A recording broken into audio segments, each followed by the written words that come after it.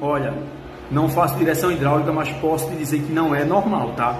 Não é normal. Veja se o óleo está no nível, porque se o óleo estiver no nível e ela continuar fazendo esse barulhinho, infelizmente essa bomba está com defeito. Não é para fazer.